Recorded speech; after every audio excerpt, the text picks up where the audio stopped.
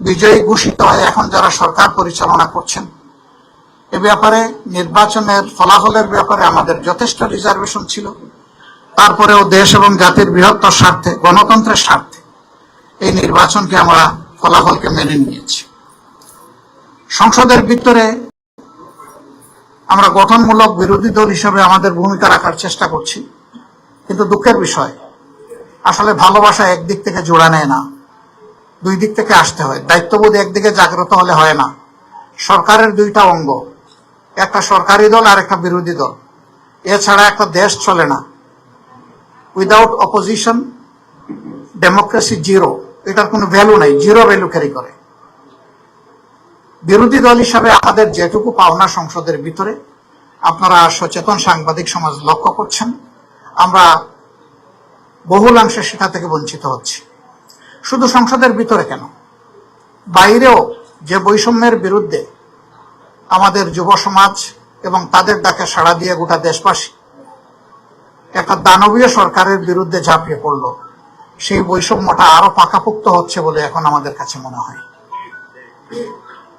300 আসনের সাজানোই দেশ, যেখান থেকে সরকারি দলের সদস্যরা তারা নির্বাচিত হয়ে এসেছেন, সেখানে এ পর্যন্ত ফান্ডের এলোকেশন যা দেওয়া হয়েছে তার ধারে কাছেও বিরোধী দলীয় সদস্যকে দেওয়া হয়নি। ট্রেজারিটা তো কোনো দলের না। এবং তারা বলেছিলেন তারা যদি সরকার গঠন করেন বৈষম্য করবেন না, সুষম উন্নয়নে হাত দেবেন। ইতিমধ্যে আপনারা দেখেছেন উত্তরাঞ্চলে গিয়ে তাদের একজন বিশিষ্ট দায়িত্বশীল নেতা বলেছেন ভোট দেবেন জামাতে ইসলামীকে আর উন্নয়ন চাইবেন আমাদের কাছে। এটা কিভাবে হয়? উন্নয়ন তো চেয়ে নেওয়ার বিষয় নয়, উন্নয়ন নাগরিকদের অধিকার। একটা দেশের ভিতরে যখনই বৈষম্য সৃষ্টি হয়, অঞ্চলে জায়গায় বিভেদ সৃষ্টি হয়, তখন সামাজিক অসন্তোষ দেখা দেয়। একটা দেশ সামনের দিকে কখনো আগাতে পারবে না যদি একটা স্টেবল সোসাইটি, একটা স্থিতিশীল সমাজ যদি গড়ে না ওঠে। এবং এইটা তৈরি করার মূল দায়িত্ব সরকারি দলের। আরো দুঃখের সাথে বলতে বাধ্য হচ্ছি, সংসদে 50 জন নারী সদস্য নির্বাচিত হয়েছেন সংরক্ষিত আসন থেকে। একই আচরণ করা হচ্ছে তাদের সাথে। সংসদে তুমুল সমালোচনার পরে হালকা পাতলা এখন একটু তাদেরকে বিভিন্ন ক্ষেত্রে অ্যালোকেশন ফান্ড দেওয়া হচ্ছে। এটা কেন হবে? এটা তো সমান হওয়া উচিত। আপনারা তো এমনিতেই বেশি আছেন, তো বেশিরভাগ কাজ তো আপনাদের মাধ্যমেই সম্পন্ন হবে। এর উপরে আবার সম্পূর্ণ অসাংবিধানিক ভাবে তারা অনেক সংবিধান কথা বলেন। যারা সংরক্ষিত নারী আসনের সদস্য রয়েছেন তাদের সবাইকে বিরোধী দলের আসনগুলোতে অতিরিক্ত দায়িত্ব দিয়ে বসানো হয়েছে। সংবিধানে এই ধরনের কোনো প্রভিশন নাই। অতীতেও বাংলাদেশের সংসদীয় গণতন্ত্রে এর কোনো প্র্যাকটিস ছিল না। আমরা যখন জিজ্ঞেস করেছি তখন এক এক মন্ত্রী এক এক ধরনের উত্তর দেন। এখানেও বুঝামি, এখানেও কোনো স্পষ্টতা নেই, অস্পষ্ট। একটা দেশ এবং জাতি এইভাবে আগাতে পারে। সবচেয়ে বড় ইস্যু, এদেশের 70% মানুষ একটা কার্যকর পরিবর্তনের আশায় গণভোটে হা বলবো, ভোট দিল। এটা তারাও চাইলেন, আমরাও চাইলাম। কিন্তু ইলেকশনে যখনই তারা একটা বড় বিজয় যেভাবে হোক পেয়ে গেলেন, এখন তারা ওইটা ভুলে গেলেন। এখন গণভোটের রায় তারা আর বাস্তবায়ন করবেন না। এবং সংস্কার পরিষদ যেটা গঠন আর ডাকার কথা ছিল, এটা মূলত দায়িত্ব প্রধানমন্ত্রী। তিনি আহ্বান করবেন, লিখিত অনুরোধ জানাবেন প্রেসিডেন্টকে, সভা তিনি আহ্বান করবেন, তিনি অনুরোধই জানান। তারা শপথটাও নিলেন না। তারা এখন বলেন যে এটা সংবিধানে নেই। তো সংবিধানে অনেক কিছুই নেই, কিন্তু ডক্ট্রিন অফ নেসেসিটি হিসাবে সবকিছুই পিপুলস উইল হিসাবে মেনে নেওয়া হয়েছে, যেটাকে সুপ্রিম ল মনে করা হয়। এবং সেটা দেশবাসী গ্রহণ করেছে, সানন্দ চিত্তে গ্রহণ করেছে।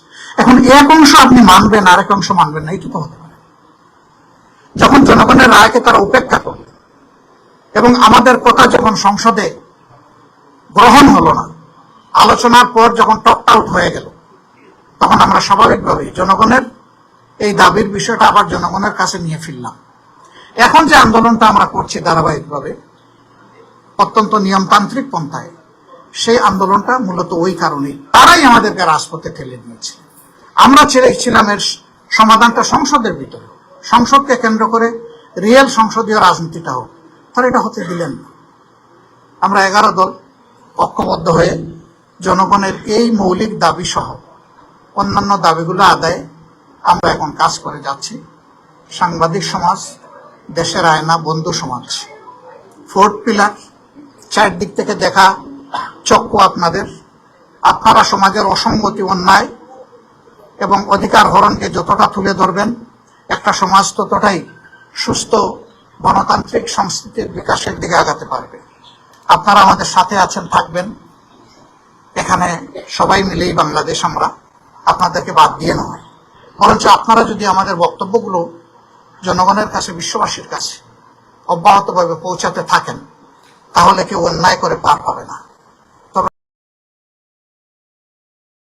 আমরা কথা দিচ্ছি, বাংলাদেশের নতুন আরেকটা ফেস্টিভ্যাল আমরা কায়েম।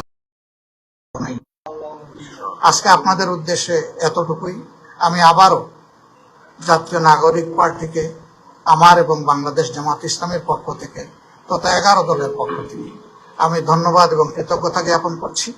আজকে স্বল্প সময়ে আমার এই ডিজায়ার, এখানে আসার, দেখার, সবার সাথে একটু মিট করার, ফুলফিল করতে তারা যে মহৎ উদ্যোগ গ্রহণ করেছেন, আমি উত্তরোত্তর এনসিপির শক্তিশালী ভূমিকা রাজনীতিতে এই দেশের জন্য আশা করব, যাতে করে পটেনশিয়াল এই যুব সমাজের সঙ্গত যুদ্ধ যারা চালিয়ে যাচ্ছেন, তাদের সবার সাথে একাকার হয়ে একটা ঐক্যের, বিভেদহীন, বৈষম্যহীন বাংলাদেশ গঠনে তারা কার্যকর ভূমিকা রাখতে পারেন, সেই আশাবাদ ব্যক্ত করে সবাইকে ধন্যবাদ জানিয়ে এখানেই শেষ করছি। আল্লাহ হাফিজ, বাংলাদেশ জিন্দাবাদ।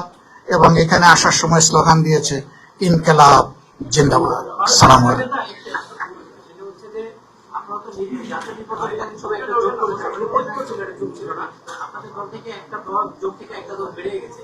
অনেকে বলার চেষ্টা করছে জাতীয় নির্বাচনকে কেন্দ্র করে এনসিপি আপনাদের জোট থেকে বেরিয়ে যাবে বা নিউজ হয়েছে আপনাদের জোট ভাঙা হবে। দেখেন, এটা এনসিপির এজেন্ডা না, আমাদেরও এজেন্ডা না। মানে যার বাড়িতে বিয়ে তার কোনো ঠেকা নাই আর পাড়াপড়শির ঘুম নাই, এরকম আর কি। ধন্যবাদ। না, আমরা তো সেই অর্থের কোনো ফর্মাল জোট না, আমরা একটা নির্বাচনী ঐক্য করেছি, আর এখন জনগণের স্বার্থে আমরা একসাথে আন্দোলন চালিয়ে যাচ্ছি। এখন জিজ্ঞেস করতে পারেন যে একটা দল তো চলে গেছে, তাইলে এটা 10 দল হবে না 11 দল হবে? বারবার তো আমরা নাম পাল্টাবো না। আমি আমার জোটের একটু অভিজ্ঞতা বলি। প্রথমে আমরা 4 দল ছিলাম, এরশাদ সাহেব বের হয়ে গেলেন, তারই একটা অংশ নাজিউর রহমান সাহেব, মঞ্জু সাহেব, তিনি থাকলেন, থেকে একটা জাতীয় পার্টি গঠন করলেন, 4 দল থাকলো, এরপরে 18 দল হলো, এরপরে 20 দল হলো, শেষ পর্যন্ত আমরা 27 দল গুনেছি, কিন্তু এটাকে 20 দলীয় ঐক্যজোট বলা হতো। তো এটা একটা ব্র্যান্ড। এখানে মাঝে মাঝে কারো ডিফারেন্স অফ অপিনিয়ন থাকতেই পারে, আমরা তো কাউকে আসলে জোর খাটাতে পারি না, এই অধিকার আমাদের নেই। গণতন্ত্রে তার প্ল্যাটফর্ম চয়েস করার অধিকার প্রত্যেকেরই থাকবে।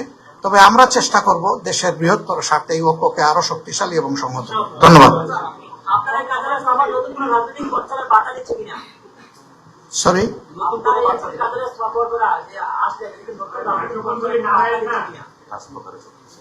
এটা অবশ্যই বার্তাটা হচ্ছে যে আমরা হাতে হাত মিলিয়ে সবাই ঐক্যবদ্ধ আছি।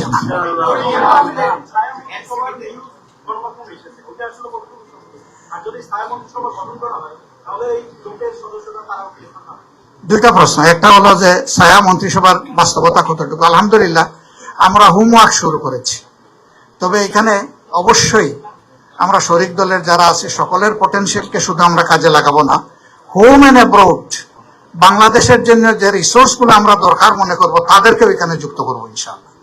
এরা দুনিয়ার যে কোনো জায়গায় থাকলেও আমাদের সেই ইন্টেলেকচুয়াল রিমিটেন্স গুলো আমরা বাংলাদেশে নিয়ে আসবো ইনশাআল্লাহ। ধন্যবাদ। জি, আমরা এরপরে আরো কিছু কোশ্চেন নেব, তবে আপাতত এতটুকু। আমাদের সাথে আজকে জামায়াত ইসলামের পক্ষ থেকে আরো উপস্থিত হয়েছেন কেন্দ্রীয় কর্মপরিষদের সদস্য ডক্টর জাহিদুর রহমান, উনি এক্স শিবিরের প্রেসিডেন্ট ছিলেন এবং ইবনে সিনা মেডিকেলের দায়িত্বে আছেন, উনি আমাদের সাথে এখানে জয়েন করেছেন। ছাত্র শক্তি, যুব শক্তি, নারী শক্তি, অনেক নারী নেতৃত্ব আজকে আপনাকে দেখতে এসেছে, আপনি এসেছেন। আমাদের শ্রমিকরা আপনার আগমন উপলক্ষে এসেছে, সবাই এসেছে আজকে। আমরা সবাইকে ধন্যবাদ জানাচ্ছি। এ পর্যায়ে আপনাদের সামনে ধন্যবাদ জ্ঞাপন করবেন মাননীয় বিরোধী দলীয় চিফ হুইপ এবং জাতীয় নাগরিক পার্টির সম্মানিত আহ্বায়ক জনাব নাহিদ ইসলাম। ধন্যবাদ নাসিরউদ্দিন পাটোয়ারিকে। এখানে সকল শক্তিকে সমন্বিত করা হয়েছে, ছাত্র শক্তি, যুব শক্তি, শ্রমিক শক্তি, নারী শক্তি, সবার প্রতি আমি ধন্যবাদ, অভিনন্দন, কৃতজ্ঞতা জ্ঞাপন করছি। ধন্যবাদ। আসসালামু আলাইকুম প্রিয় সাংবাদিক ভাই বোনেরা এবং প্রিয় দেশবাসী, এবং এই মুহূর্তে যারা জাতীয় নাগরিক পার্টি এনসিপির কেন্দ্রীয় কার্যালয়ে উপস্থিত রয়েছেন, এনসিপির সকল পর্যায়ের সদস্যবৃন্দ এবং শুভাকাঙ্ক্ষীবৃন্দ, সবাইকে জাতীয় নাগরিক পার্টি এনসিপির পক্ষ থেকে শুভেচ্ছা জানাচ্ছি। আজকে আমাদের এই যে আয়োজন, সেটার মূল উপলক্ষ যাকে কেন্দ্র করে আমাদের আজকের এই আপনাদের সামনে উপস্থিত হওয়া, আপনারা অলরেডি তার কথা শুনেছেন। বাংলাদেশ জামাতে ইসলামের সংগ্রামী আমির, বর্তমানে বিরোধী দলকে যার বিজ্ঞতা এবং দক্ষতা এবং সংগ্রামের মাধ্যমে যিনি নেতৃত্ব দিচ্ছেন, বিরোধী দলীয় নেতা, জাতীয় সংসদের বিরোধী দলীয় নেতা ডক্টর শফিকুর রহমান, এবং উনি এবং উনার টিম যারা জামাত ইসলামের প্রতিনিধি আজকে আমাদের এনসিপির অফিসে এসেছেন, তাদেরকে আমরা ওয়েলকাম জানিয়েছি। তাদের প্রতি আমরা ধন্যবাদ এবং কৃতজ্ঞতা জানাচ্ছি যে ওনারা আমাদের অফিসে এসেছেন, আমাদের এই গরিব অফিসে ওনারা এসেছেন। আমরা 11 দল ঐক্যবদ্ধভাবে এই জাতীয় নির্বাচনে অংশগ্রহণ করেছি এবং অনেকেই জোটের কথা বলেছেন। আমরা কিন্তু দুইটি নির্বাচনে অংশগ্রহণ করেছিলাম। আমরা যেটা বলি যে একটা জাতীয় নির্বাচন আর একটা গণভোট। আমরা একত্রে সবাইকে বলেছিলাম যে আপনারা যার যার মার্কায়, 11 দলের মার্কায় ভোট দিন এবং হা ভোটে ভোট দিন। তো আমরা একটা অর্জিত হয়েছে, সেটা নিয়েও আমাদের প্রশ্ন আছে, কিন্তু সেটা আমরা মেনে নিয়েছি। কিন্তু আমাদের যে দ্বিতীয় অংশটা, যে হা ভোট, যেমন 70% মানুষ 11 দলের আহ্বানে হা ভোট দিয়েছে এবং 11 দলের প্রচারণার চাপেই এক সময় কিন্তু বর্তমান সরকার প্রধান তিনিও হা ভোটের পক্ষে, জুলাই সনদের পক্ষে বলতে বাধ্য হয়েছিলেন। ফলে সেটা আমাদের অর্জিত হয়নি এবং আমরা এনসিপি যেটা বলি, আমাদের যে এক দফার ঘোষণা ফ্যাসিবাদী ব্যবস্থার বিলোপ, সেটিও যেহেতু এবং নতুন বন্দোবস্ত অর্জিত হয়নি। ফলে আমরা ঐক্যবদ্ধভাবে আছি সংসদে এবং সংসদের বাইরে। এবং দেশে এই মুহূর্তে গ্যাস, বিদ্যুৎ, জ্বালানি সংকট, সারের দাম বৃদ্ধি পেয়েছে, আপনারা জানেন, মানুষের ভোগান্তি। আমরা এই ইত্যাদি বিষয় নিয়ে কথা বলেছি সংসদে এবং সংসদের বাইরে। আমরা জনগণের অধিকারের পক্ষে আমরা কথা বলে যাব। 11 দল না, আমরা আমাদের এই আন্দোলন, এটা জনগণের পক্ষের আন্দোলন, এটা নতুন বাংলাদেশ গড়ার আন্দোলন। আরো যারা শক্তি, যারা নির্বাচনে হয়তো আমাদের সাথে আসতে পারেনি নানা কারণে, সেই সকল রাজনৈতিক সামাজিক শক্তিকে আমরা আহ্বান জানাচ্ছি যে একত্রে জোটগতভাবে হোক, যুগপৎভাবে হোক, এই সরকারকে অবশ্যই আমাদেরকে জনগণের পক্ষে, তারা যে গণবিরোধী নীতিগুলো নিচ্ছে, আপনারা জানেন যে এই যে গোমের আইন তারা করছে, মানবাধিকার কমিশনের আইন, তারা আগের আইনের থেকে দুর্বল আইন করছে, অর্থাৎ ফ্যাসিবাদী ব্যবস্থাকে তারা টিকিয়ে রাখার চেষ্টা করছে সরকার। ফলে আমাদেরকে গণতান্ত্রিক শক্তিগুলোকে, বাংলাদেশের পক্ষের শক্তি, ইসলামের পক্ষের শক্তিগুলোকে আমাদেরকে ঐক্যবদ্ধ হতে হবে আগ্রাসনের বিরুদ্ধে, আধিপত্যবাদের বিরুদ্ধে এবং স্বৈরাচারের বিরুদ্ধে। ফলে আজকে হয়তো কোনো রাজনৈতিক কারণে নয়, উনি একেবারেই সৌজন্যতার জায়গা থেকে উনি এসেছেন। ওনার স্নেহ, ভালোবাসা উনি আমাদেরকে জানিয়েছেন এবং ওনার সংগ্রামের ইতিহাস আমরা জানি। বাংলাদেশে একটা অনেক সংকটকালীন ক্রুশিয়াল মোমেন্টে উনি নেতৃত্ব দিয়েছেন একটা দলকে, যেই দলের উচ্চ পর্যায়ে নেতাকর্মীদেরকে বিচারিক হত্যাকাণ্ডের মাধ্যমে ফাঁসি দেওয়া হয়েছিল, রাজনৈতিক অধিকার, নাগরিক অধিকার কেড়ে নেওয়া হয়েছিল। সেই সংকটকালীন সময় ডক্টর শফিকুর রহমান জামাত ইসলামকে নেতৃত্ব দিয়েছেন, ফ্যাসিবাদ বিরোধী আন্দোলনকে পরিচালনা করেছেন ওনার জায়গা থেকে। এবং আমরা মনে করি যে আমাদের এখনো যে গণতন্ত্র প্রতিষ্ঠার যে লড়াইটা আমরা চালিয়ে যাচ্ছি, সেই জায়গায় ওনার নেতৃত্ব, ওনার বলিষ্ঠ নেতৃত্ব বাংলাদেশে অতি প্রয়োজন। এনসিপি ও এনসিপির জায়গা থেকে এই গণতান্ত্রিক আন্দোলনে সামিল থাকবে। তো ইনশাআল্লাহ আমরা ঐক্যবদ্ধভাবে, আমাদের সামনে অধিবেশনও শুরু হচ্ছে, সংসদে আমাদের যেমন কণ্ঠ দেখতে পারবেন, সংসদের বাইরেও রাজপথে আমরা ঐক্যবদ্ধভাবে জনগণের পক্ষের আন্দোলন গড়ে তুলব। এবং যেটা বিরোধী নেতা বললেন যে আমরা নতুন কোন ফ্যাসিবাদ এই বাংলাদেশে প্রতিষ্ঠা হতে দেব না, এটা জুলাই যে শহীদ আমাদের ভাই ওসমান হাদি, তাদের প্রতি আমাদের কিন্তু ওয়াদা, সে ওয়াদা ইনশাআল্লাহ আমরা রক্ষা করব। আপনাদের সবাইকে ধন্যবাদ এবং বিরোধী নেতাকে আমি আবারও ধন্যবাদ জানাচ্ছি। আসসালামু আলাইকুম। যে আজকে আমরা আর কোশ্চেন নিচ্ছি না, আমাদের একটু পরেই আপনারা দিয়ে যাব।